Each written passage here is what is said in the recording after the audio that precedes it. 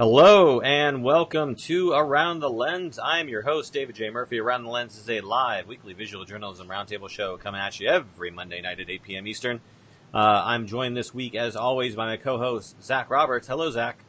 Hello. How goes it? It goes well. I'm also joined by my other co-host, Ron Hamilton. How you doing, Ron?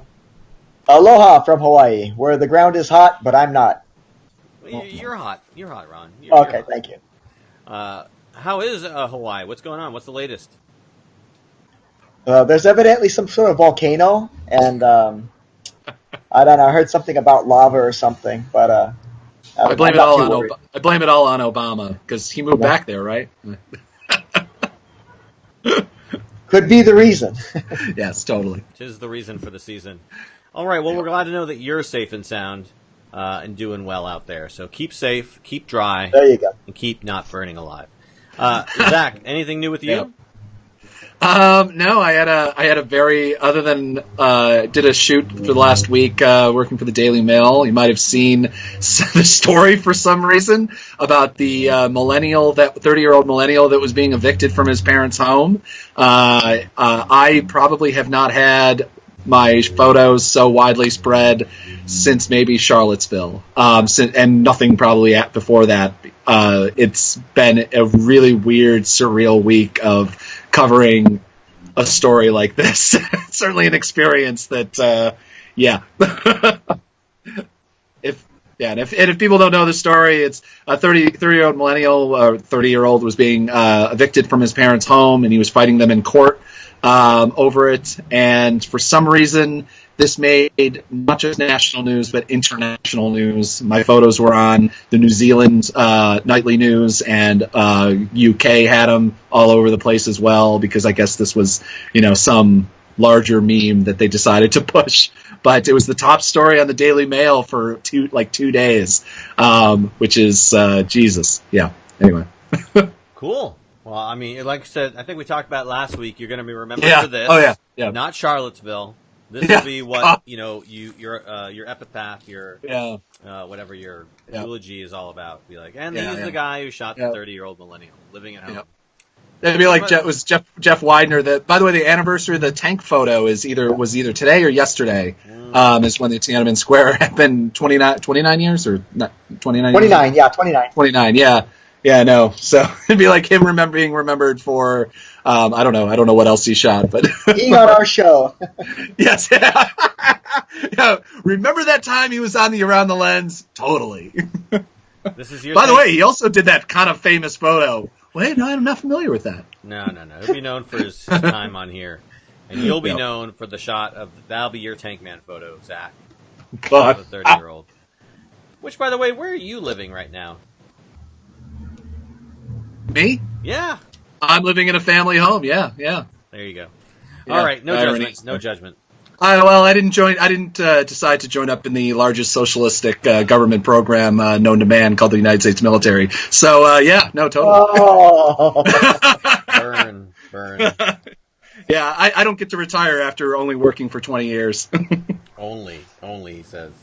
Mm-hmm. All right, well, we got a lot of show to talk about tonight, and I need to change the topic. So, Julie, welcome to the show. Julie, tell us a little about yourself for those of us, those in our audience who may not have heard one of your prior shows. Let's see, I'm an independent photographer and sometimes writer, videographer. I do a lot of coverage of environmental issues and social justice and anything extreme. And the NRA exhibition, that's pretty extreme, so I wanted to cover that. Cool. We're going to talk about the NRA Convention here in just a minute. I'm looking forward to the guests we have in the future who's like, well, I'm known for being on Around the Lens. My most famous parts are being on the Around the Lens episodes 3, 7, and 45. Anyways, let's get on with the show. We're talking about NRA Conventions. That's our main topic this evening. Both you and Zach went to NRA Conventions. I believe the same one, right? Yep. Yeah, there's only one. It's the National Rifle Association annual meeting. It happens in a different town every year. It was Atlanta the year before, then Memphis, and then Knoxville, I think, was the order backwards. This is my 4th or 5th year doing it now. and might be my last, depending on whether my film actually gets finished or started or not. So right. So what brought you to, like, why do you cover these events, and what are they like? I'll open that up to Julie or Zach. Julie, why don't you go first? Since this is also your first year covering it. Like, why did you decide to go this year? It's the extreme nature of the topic. You know how emotional people get about guns. So here you have a bunch of people that are clearly pro-gun right and everything else, all gathered in the same place. And on top of it, a bunch of politicians that don't want to see much change in the gun laws. So to get all those people all in one place, there's nothing else like it for any kind of coverage on that issue. Certainly. Now, like other conventions, like I always went to Comic-Con, people like to dress up there. Do people dress up in any sort of outfits at these conventions? No, but people are really, really excited to pose for you. I mean, one thing, and I talked to Zach about it, is most places in the world, convention center or not, if you point the camera at a kid, you tell me when you do it at Comic-Con, maybe parents just usually are like, who are you? What are you doing? Yeah. But at this convention, they're just like, when they see you doing it after, they're so proud of their kid, and they'll get the kid to pose more and give you their name and all like that. So I don't like to ask people permission to take pictures of their kids, because then the kids start posing, so you want to take the pictures first and then find out who you're taking pictures of and get the details. But not one angry parent could be found at this convention. It was like a real family event, and I wasn't expecting that. There were kids galore. It is a really weird thing. I mean, this year I think was especially different. I thought that this year was going to be a lot more protective, because previous years you can go up and shoot it with a wide angle lens. I like to shoot everything, photograph everything with a telephoto, just because, like you said, no matter what, then you kind of usually get have somebody reacting to the camera. Just because people will start posing as opposed to getting angry at this one, or being shocked, why are you taking my photo, sort of thing. And which is also very weird, considering like the first day of the convention, Donald Trump spoke, Ted Cruz spoke, and you had the whole National Rifle Association basically board speak as well. Oliver North, who's now the president as well. And almost all of them speak really, really poorly of the press, and kind of go after the media and point to. They do the Donald Trump speech thing where they point to the back where we all are, and be like, those angry people behind it. And never mind, no, I didn't wave. But the funny thing at the NRA convention is it's not like a normal Donald Trump rally or a political rally where you have like a diverse press set. Usually when I'm standing there, I'm standing next to the gun media next to me, whether it be the right-wing media or whether it be just literally gunmagazine.com, that sort of people. Like, and we kind of like look at each other like, you're calling us out. Do you know what platform you're at? Yeah, MSNBC is over there and CNN is over there, but 90% of the people let into the NRA convention, which differentiates it so much more than maybe a lot of other ones, like general conventions, not like usually comic book conventions, you have like comic book press. But most of the people there are gun press in some way, shape, and form, or related, or outdoorsy sort of magazines and that sort of thing. Hunting magazines. And so like the press should be met pretty friendly, but of course, the politicians that are up on the stage and the board people of the NRA are all anti-media, so it doesn't matter who they are, we're anti-media. Except for our media, then they're okay, but we're not going to differentiate it on stage. But the people on the floor of the convention, though, it's weird, especially this year, after Parkland and after name the 50 or so shootings that we've had in the last year, we're perfectly fine. And again, like you said, like happy to have you take photos of their kids, which of course, I mean, I had to say, like, it's photos that's the weird thing, is you have a kid holding up and when I say a kid, not like a 17-year-old, I'm talking about a a 9-year-old holding an AR-15 in their hands. And mind you, usually having really good trigger discipline as opposed to their parents who are play shooting, around. But yeah. So, like, when they identify the media, and I think, what they're doing is they're saying, like, the mainstream media. So, when they say that, they're probably the Gun Magazine blog and, Hunter and Stream or whatever. They're like, oh, yeah, that mainstream media. Yep, And they're Sorry, probably I'll be back. I'm going to try to find my press badges because I want to show you something. Okay. Okay. So Julie, you went there. This was your first NRA convention. Do you think you'll go back and cover another one? If I have a chance, yeah, sure. It was very interesting. And, being in Louisiana, it's kind of right in the heart of all things politically to the right. And it's just an interesting slice of life to check out. I'm from New York, New Jersey area. And my work plays differently for the different audience. The people that I took portraits of, they, as far as I know, because I've shared them with some people, they were really happy with them. Published them at The Guardian, and the photo editor at The Guardian just thought that people were just totally whacked out of their minds, and he was happy with the photos as well. So it's like everybody's happy. I just show people as they are. And is this also when you're there at the convention? Is it just speeches, or is it like a gun show where they're also selling guns? Also, totally a gun show. It was two separate things. You have where the president was and all the politicians. That was a forum. So it was like a typical rally kind of situation. And actually, this year their focus was on the press. So it wasn't even just your typical Trump thing where he just attacks the press. The NRA had special videos that they made just for this to release at the show, where they called the media lemons, and they actually put a big lemon on the screen and put lemons in a blender.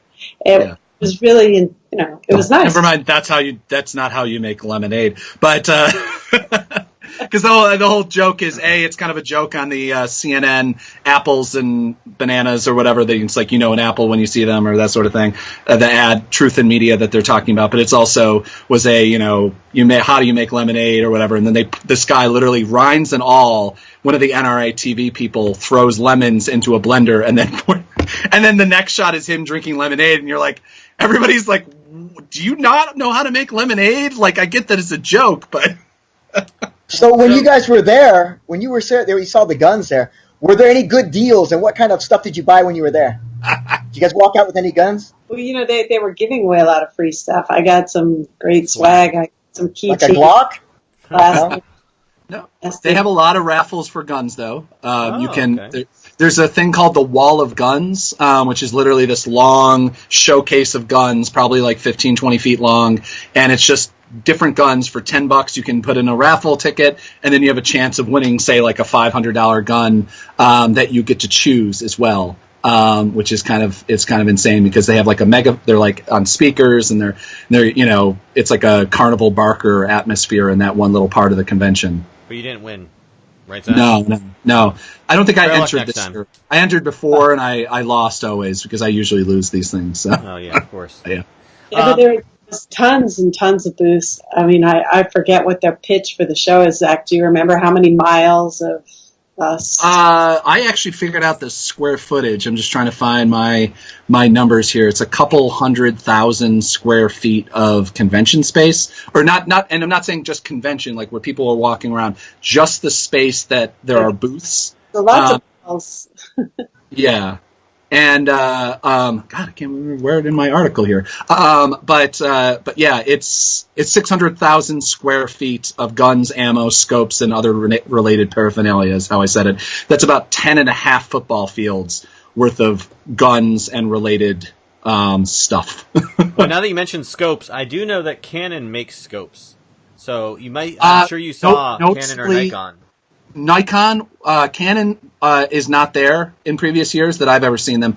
Nikon was previous years. I have a whole bunch of photos from years ago, Nikon having a booth there. And I actually tried to talk to them about it's interesting how photojournalism and guns, because it's usually kind of usually my, like, if I'm going to talk to somebody at one of these things, that's my way in. I go, oh, we have a lot of the same stuff. We use the same kind of backpacks and straps and, sort of things a lot of time, and, ha ha ha. But Nikon did not find that funny at all. And neither did Leica. Nikon, though, noticeably was not there this year, because I actually was going to try to talk to them about it.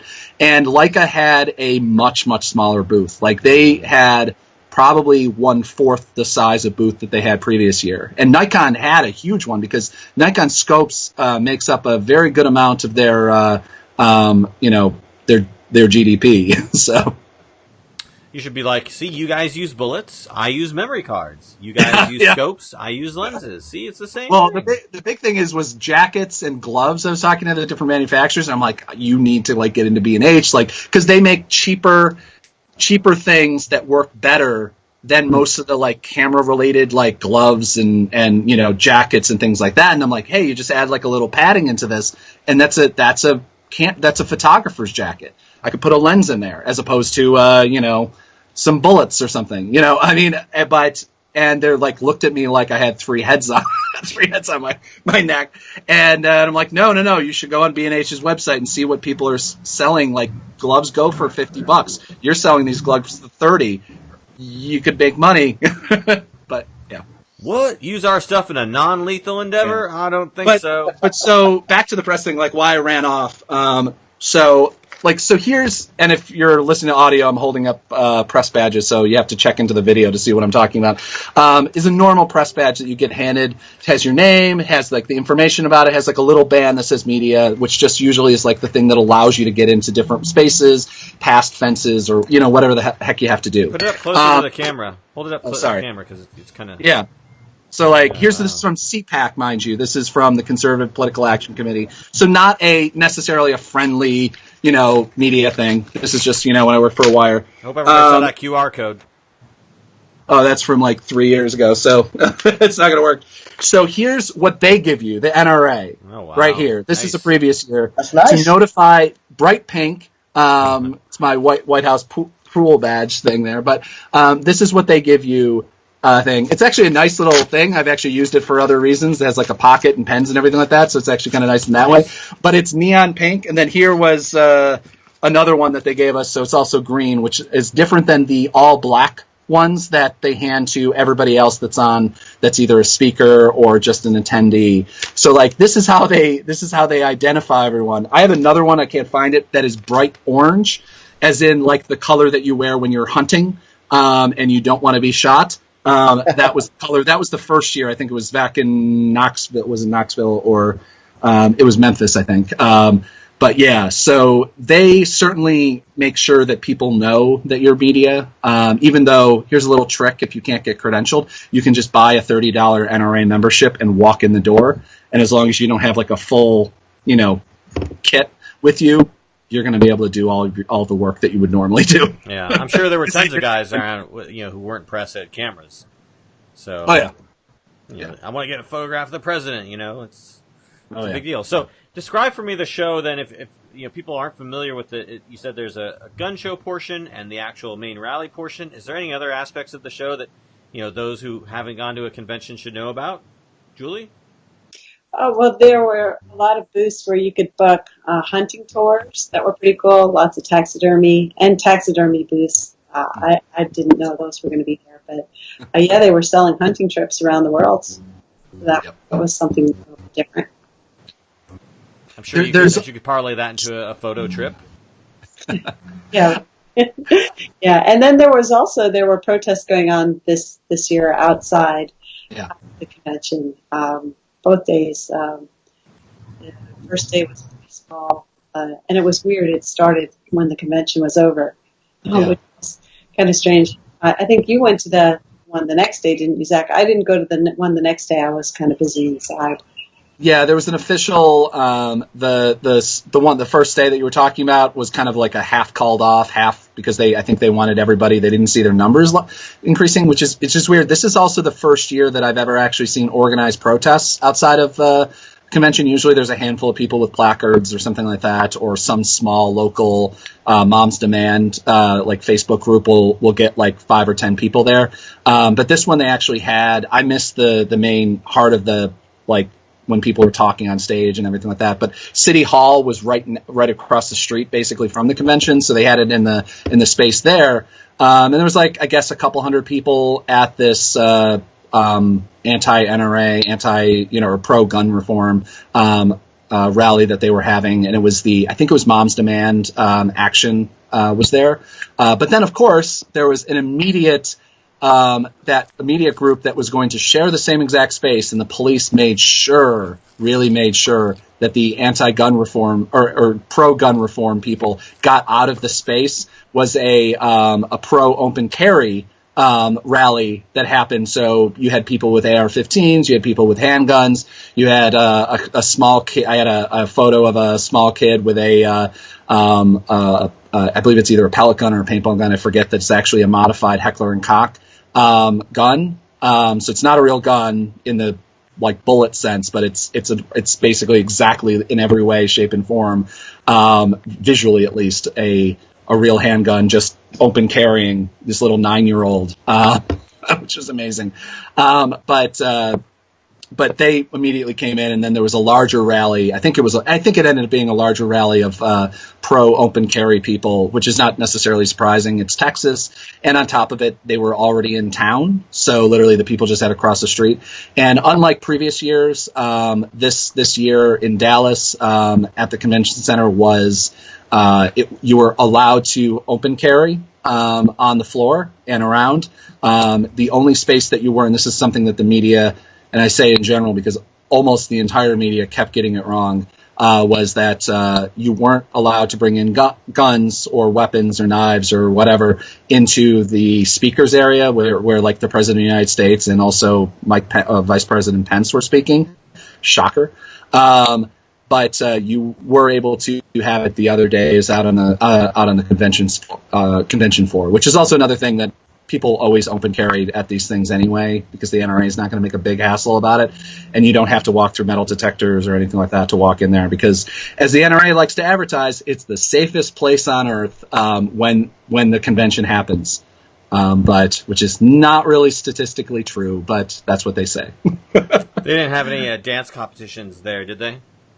No. But I mean, they do have. So I mean, like they also have like it's not just the convention floor and it's not just the big name speakers. There's also like how to fight local gun laws and how to be an activist for pro gun things, which some of them are closed press or press are not allowed in, and some of them are just very like, well, you kind of want to ask before you start taking photos, sort of thing. Which, right. Like, I got into one thing that my understanding has never been videotaped before, which is surprising. But I'll be dropping those videos relatively soon. Nice. But, now, yeah. I mentioned the dancing thing because you see the breakdancing cop or whatever, the like the undercover FBI cop. agent. Yeah, FBI agent does a flip. His gun pops out of his pants and he grabs it and accidentally shoots somebody. Yeah. He shot someone. He Yes. shot someone in the leg. Oh, dear. Yes. Yeah. So. And the FBI and local police forces are defending him. So that's a thing that's happening. Yes. Indeed. So, like, Julie, when you're out there, covering it, what's your subject matter? Are you shooting primarily the speakers or the convention or like the spectacle or what's your story, so to speak? Because, like, when I can go to a convention and I'm trying to shoot, like, for instance, I went to a comic book convention a couple, weeks ago, and it was like, I'm shooting the people in costume, I'm photographing some of the celebrities, I'm shooting some just sort of general, activity shots. Do you have a sort of narrative you're trying to just, tell, or are you just trying to shoot the general convention coverage? Well, both. Mostly I was shooting the general convention, the people on the floor. That was what I had decided to do for The Guardian. But I shot the forum as well. I like to stay current with documenting political people, including the president. I hadn't taken pictures of him since visiting your state back in 2015 when he was on the campaign trail. Mm-hmm. So, it's just a nice weather vane to be in the middle of it all. Just get the sense of where things are at, how extreme people are feeling about stuff. it was pretty intense. That's for sure. Lots of hate directed at the media, no question about that, and hate in general against anyone that didn't have the same viewpoint as the NRA. It was kind of like a us against the world kind of thing. It was intense. Yeah. Well, I'm looking at your pictures right now, Julie. It looks like a fun. Tell you what's intense, that mustache on that one guy. Yeah, right. I'm gonna bring up the Guardian website and show some of the shots to all of our viewers, so you can talk to any of these photographs that you'd like to mention here. Let's see. A primary display, secondary display. Okay, there we go. So you guys can't see this unless you're watching on the Facebook page. But I'm looking at your website here, and I'm just scrolling through some of the photographs. So we have the lady in front of the Trump signs, Linda Schillinger, at her booth. So she looks like a very happy lady. We have Mr. Mustachio Man with in front of a bunch of shotguns. He looks like he's doing some heavy thinking right there. Black Guns Matter. What do you think of this group? They're out of Philadelphia, and they want to show people how to use their guns properly. You know, they want to be able to defend themselves. It's just part of the mix. Okay. The NRA is very careful to mix it up a bit. They had, so you know the name of the people better than I do. I want to call those women Salt and Pepper, and I'll get in trouble. Oh God, yeah. Oh my God, I'm blanking on their names too. I've photographed them so many times too. They're two African American women who played at every stereotype about African American women possible. Like it's literally like they're playing a really bad version of them. And Donald Trump loves them, and they love Donald Trump. And yeah, you can find 8 million videos of these women, and they're. I don't know what their deal is, but I was shocked at how, when they spoke, how much the audience lost their collective stuff, enjoyment and laughing and what's that? Silk. That's the name. Diamond and Silk. Just like a Trump rally, you know, he has to make sure to have his African American support him and his this and his that, and that's what the speakers were like, and it's the same thing. And the people from Philadelphia, they have their own booth at the show, and that's just part of it. Yeah. Now, I see some of your photos here feature children with guns. I notice, I don't know if some of them have their age, some of them don't. Like, for instance, there's a picture here of a Beau Blanchard. Is that something like you omitted his age, or they didn't publish his age in this caption? I didn't ask for his age. I think the one with Beau, there was a whole army of kids running around, so I didn't get all of their ages. That's probably it. Yeah, okay. Yeah, because I see you have their age on other pictures. I was just wondering if that was a editorial decision, or I guess in that case, like you said, you just didn't have an opportunity. Provided. Yeah, that was two families were going around the convention together, and they had so many kids, so it was hard to get all of their ages and their names to that. Why is Kendall Jones infamous? She do you remember that dentist guy? Mm-hmm. Shortly after that, Kendall was in the news for posing with a bunch of dead African animals. So she got a bad rap for that. But then, she uses the typical excuse that hunting these game animals is good for conservation. So she's become a spokesman for the NRA, and she was going around with her female posse hunter friends, and that's a photo of her there. On this photograph of Philip Wicklin, 82, a veteran that you took, I noticed you included his age. So do you include the ages of those who are very young and very old? Is that kind of like your... Like, I know that I'm, like, anyone under 18, it's just by nature you get their age. But, like, anyone over as an adult, I'm just curious what your sort of take on that is. Sometimes people just volunteer their age. He was one of those. So sometimes I put it, sometimes I don't. It's really random with me if I get the age or not. But with him, he was very specifically super proud of his age and what he was doing there. So I don't think I asked him. I think he put that out there. Yeah. Is there any particular picture in this set that's, like, your favorite? I like the girl looking in the mirror. That was a special booth for empowering women, and she knew how to handle the gun quite well, and she was just practicing. It just reminded me of shots I've taken in ballet studios, but here instead was. So, are you talking about the photograph of Jocelyn Polston from Missouri looking at the gun while reflected in the mirror? Yeah. Okay. It kind of reminded me of shooting in a dance studio. Oh my gosh. Did a gun just go off? What was that? Sorry. Oh, I assume it's Ron's neighborhood? Yeah, my Ron, neighborhood. you have the loudest neighborhood in Hawaii, all right? What is up with that? All right. Well, does anyone else have anything like to add about NRA conventions before we move on? Zach or Julie or Ron? I would say just if you're a photojournalist and like this isn't normally your beat and you're trying to figure out, because there's actually a bunch of grants out there to cover like gun culture and different things like that, and because obviously after Trump was elected it was a big surprise, and so everyone's trying to figure out like I mean how many times you read New York Times articles about we sent our reporter out to the sticks to go talk to the people that voted for Donald Trump and stuff like that.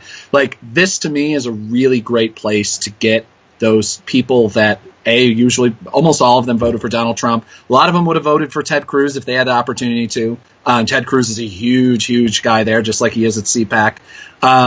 But if you're able to cover this, or just go, if it comes to your local town, it's coming to next year's in Indianapolis, Indiana. I highly recommend covering it. Not only because, as you can see from Julie's photos, my photos, and it's just a really photo-rich atmosphere, whether it be kids with guns or like people in like full cosplay of like whatever thing. I mean, there's a guy that cosplays as George Washington that goes there every year, and I've got photos of him from over years. There's all these things, but even unlike the CPAC, which has a lot of very conservative people, and if you're going to talk to them, it's great. But at the NRA convention, you're able to photograph people, and everybody's really willing to be photographed as well. And so it's this really great kind of crash course in conservative, the world of conservatism. I highly recommend doing it if you get an opportunity to. Okay, great. Anything else, Julie? No. All right. I would say, just be creative about getting your credentials. Yeah. I think they're more interested in taking smaller places. Yeah. I didn't just shoot for The Guardian, but I shot for a conservative radio station, a local radio station in New Orleans called Common Sense Radio, and I got credentialed through them, The Guardian. Yeah. They weren't sure that they would get credentials, so they were really excited when they found out that I was going. So just be creative. The Guardian kind of screwed themselves over by sending his previous reporter. Oh no, I'm sorry, that was not BBC, but was it BBC or Channel 4 at the SHOT Show in Las Vegas? They had a guy who went from booth to booth asking and interviewing the people at the booths. So this is the gun that was used in Columbine. Oh, this was the gun that was used in all these different shootings. And you're like, the guy got kicked out. I mean, you're like, I'm not surprised, like at all. But from that next year is when they actually, this year they didn't do it, but they used to have minders, NRA minders that would follow you around with you, like attached to you. and you couldn't go onto the floor as a person with a camera unless you had a NRA press person with you. Which was its own interesting experience one year, but because I got to talk to the NRA press people for like 45 minutes at a time, and that was great. But yeah, if you get denied, become an NRA member. It costs $30, and you can walk on the floor with like a point and shoot camera or like a simple DSLR. Don't bring your whole kit, and just photograph things. They're not going to care, like literally. Yeah. Like there's like I said, there's 600,000 square feet of space, and there's probably another 300 people that went to the NRA convention that work for political organizations or whatever that were on the floor doing investigations or whatever that they don't know about. So like it wouldn't be a big surprise, but yeah. Anyway. Another little note that's interesting. They had warnings all over, warning anyone who goes on the floor that you're giving the NRA permission to use your image, which I thought was interesting. So they had the NRA had their own camera people going around. So it was like no secret that you were fair game to be photographed. Yep. And nobody was upset that you photographed them. Nobody was like, how dare you?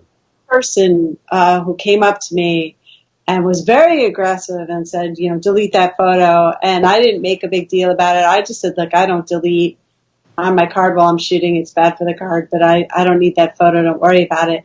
Then his wife came up to me and she said, look, he could get fired if he published that photo. So, I deleted it later. It wasn't like, so important that it hurt someone who wanted anonymity. I always pronounced that word wrong. But yeah, generally if someone does that, I usually want to shoot them more. But not in this case. I don't want to cost someone their job. Right. Yeah. You weren't like getting in their face, with the camera and be like, okay, you don't like it? Huh? Yeah. No, I mean you will get booted. There's NRA people all over the floor, like just kind of walking around, and I'm pretty sure they would boot you off the floor if you're being obnoxious about it. And it's not a bad idea that they have a lot of people on the floor, considering it's just guns everywhere. So it's not weird, but yeah. Also, why are you going to a convention that if you're spotted at, you'll get fired?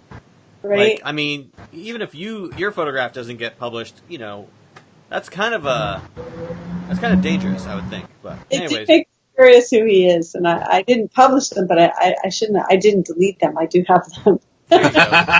Oh. Good. You get that material there. Also, you can always undelete them later. Yeah. Right. That's right. But no, they're on my hard drive. I have. Just out of curiosity, was any vendor brazen enough to sell butt stocks? Was that on sale on the show floor? I don't think so. I think just about everything was. I don't remember anyone advertising it. I could go back through my photos, but I feel like it would have stuck out. But I wasn't necessarily looking for it. Because they're smart. The funniest thing were the isn't funny. For the bullet pictures of those Zach and the guy selling the bulletproof backpacks. Oh yeah. He said he sold a couple to a couple that were going to Israel. Yeah. That's kind of interesting, and they were like $220. So he said they're not flying off the shelves yet. Yeah. That's not a terrible price for that too either. I mean that's one interesting thing on the floor is that you can actually get a lot of things. Like also, I mean, if you're a photojournalist, like this is not a bad idea. If you're potentially a conflict journalist, this is not a bad place to go to check out gear because there isn't another convention like this that you can like actually try on, a bulletproof vest or a helmet or something like that. And they do have a lot of that sort of gear there. I mean, like where I have my helmet from my helmet that I have is from a company that is 99.9% sold to, either military or private security sort of people. Like this is the sort of convention they would go to try to sell their wares. So that's yet another reason because like I said before too, like it's a really good place, like gloves and like all these accessories that the photojournalism and, just photography market doesn't really have. Like, since we don't have this sort of convention, we have I forget what it's called down in New York City, but that my experience is that it doesn't have the wide array of like kind of accessories that that this thing does. And I can't believe I'm recommending to general audiences to go to the NRA convention, but I do actually recommend it if you can get in. It's a really interesting experience in many different ways. So, yeah. All right. Well, let's go and move on to our next topic, the end of an era, if you will, for Canon, as they have stopped the sales of their last film camera. It's the EOS 1V, which actually was the basis for their digital cameras, the 1D. But anyways, this is their last professional film camera that they created. They actually launched it in 2000, and it just took till now to get to the point that they've sold off enough of their stock that they can essentially, they're going to stop selling them. So, I mean, again, end of an era, I would say, but not an end of ability to get film cameras. I know Nikon is still selling film cameras, and I'm sure you can find copious amounts of used film cameras everywhere. But what do you guys think about this? Is this, I don't know, a good thing, a bad thing? Do you care? Well, Julie, you're a Canon shooter, so what's your opinion? I think you're the only Canon shooter here now, so. If they were still selling them, it seems like a non-story to me. Yeah. It just, I don't understand why someone would, do that to not take advantage of moving forward and going back. But I mean, there's always someone who wants to be special and, whatever. So I couldn't care less. It's about shooting. It's not about the tools you use, really. Right. Yeah. No, I think it's just, it's a milestone. I started on film. Zach, Julie, we all started on film. So, it's just interesting. A footnote, I guess. Yeah, I would never use a film camera ever again, but, interesting. That's all. I just, what I always can't believe is that, that it takes so long. But also like the Nikon F6, which is a fantastic camera, but B&H is selling it new for $2,400. Like, it's not. Which camera? It's, the Nikon F6. Oh, okay. They're one of their last film bodies. Right. And hey, if somebody gave it to me, I would absolutely love it. But I have a Nikon F5, and it's a damn fantastic, ridiculously enormous and heavy camera. It takes AA batteries to power it. So if you imagine the weight for it. But that goes for like $300 in really good condition. And the F4, which isn't massively different, I don't think, from the F6 or the F5 for that matter. It just it doesn't have a grip on it. Goes for about the same price too. I think it goes for like $400 or something. And so like it's just surprising to me because it's like you have so few film camera people left, and not any new. It's not growing at all. But you have still companies making them. I guess I'm happy that they are, but considering how cheap they are, like I remember when people would come into B&H and be like, I have to buy one for film for my photography school. They're making us buy one. I would immediately be like, do not buy a new one. Are you insane? Go to the used department, get it for 1/10 of the price. Like you're nuts. Like go buy a Pentax K1000 for $150, and you could also use it as a hammer if you want to put nails in the wall. So it's useful long after you go to digital and you stop taking that freshman class. Yeah, I would never buy one. If I did, it'd be for purely nostalgia reasons, alone. And maybe it would be probably something like a little Leica or something like that. I've got a medium format. I've got a regular 35 millimeter SLR. Old school cameras. I don't need that in my life. But it is interesting. Again, you think about, how digital started off as sort of, the niche and is this thing that, film photographers probably in the day was like, digital, it'll never catch on, to now the point where, Canon's no longer making film cameras. I have to imagine Nikon will probably follow suit. And at a certain point, there won't be new film cameras being made, or if they are, they'll be made by very niche companies like either Leica or Holga or something like that are doing it more as, I don't know, to be ironic, I think, than anything else. Well, they have, they got to sell to their Urban Outfitters crowd. Just honestly, where. Yeah, it'll be like the Polaroid, revival camera, the perfect camera, or whatever it was called, the impossible camera. Yeah. You'll have a very, very small niche, but yeah, the mainstream main companies, they're done. They finally are done. You can get a you can get a Nikon. This long, but I'm sorry. Go ahead, Zach. Yeah. No, you can get a Nikon F5A 35 millimeter SLR camera, 50th anniversary edition for $600 on B&H used right now, which is a Nikon file. I'm kind of interested in. I wish I had the money for this, but anyway, considering I already have a Nikon F5 and I'm probably selling it because I need a smaller film camera. Other than that, but yeah, anyway. Contact Nikon. Maybe they'll send you one to review. I'm still trying to get a review copy of the D850, and they keep going, yeah, we're not doing that. Sorry. Yeah. All right. Well, I think we've exhausted that topic, so let's go and move on to our next topic of conversation, a little more interesting, a little more esoteric, I think. Zach, you actually brought this one up, but basically, the gist of it is that Israel is considering a law to ban the photographing or filming of IDF soldiers, which is totally would never fly here in the United States, wouldn't even be thought about. Actually, completely wrong.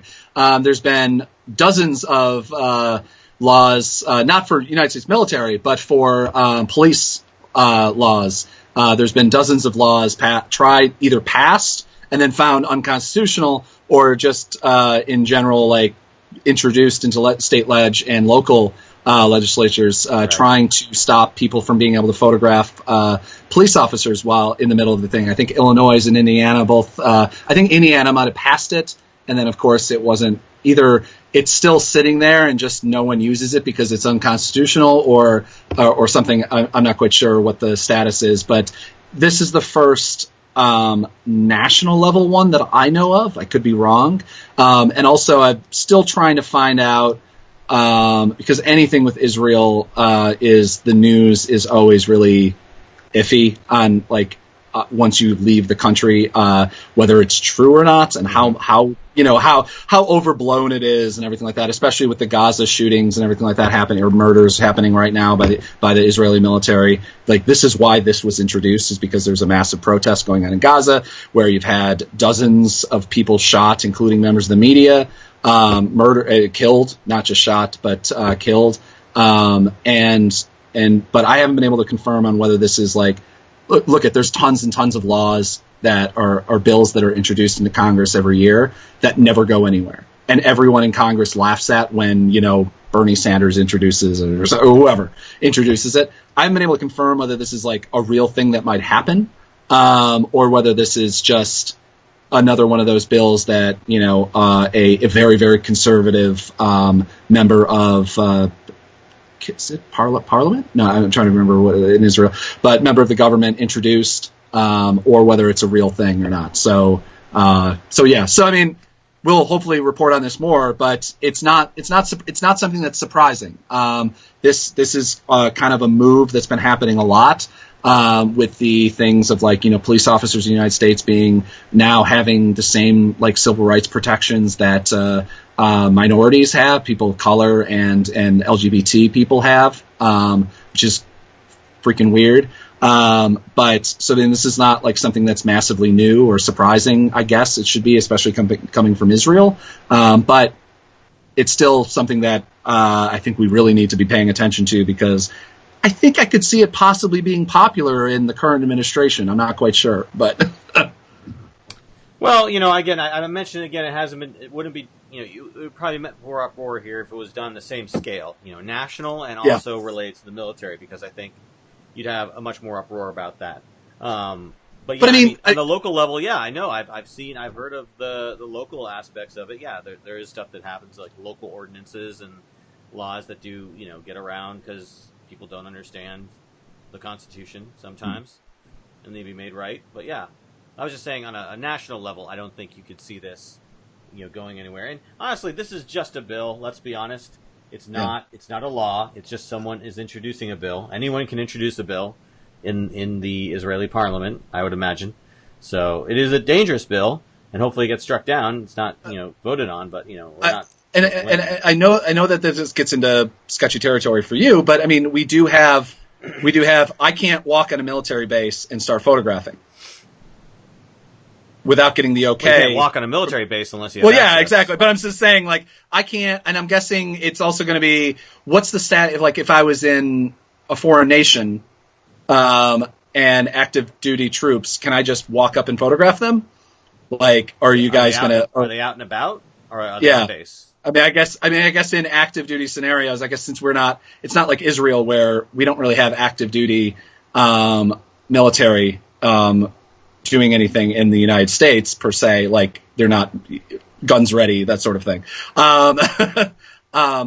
And photograph. I'm just saying, it's like, it's not like the military is very open to photojournalists. I mean, you have to go through a vetting process to get embedded, and a lot of people get denied.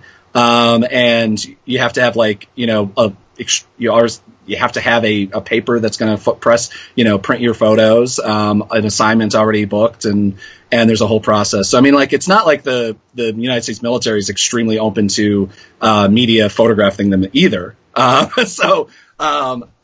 I mean, I know that they're not very happy when they were out at the reservists were out on the streets. They weren't very happy about us photographing it in Ferguson and other places. So, but yeah, anyway. Well, I can't talk to, I won't talk to that, but I will say that, if a military member is out on the street, uniform or otherwise, I mean, there's no special privilege offered to them, like anybody can take my picture just because it's a First Amendment right to take photographs of someone in public, so that doesn't change because someone is wearing a uniform or a military member, as far as I know, and it shouldn't.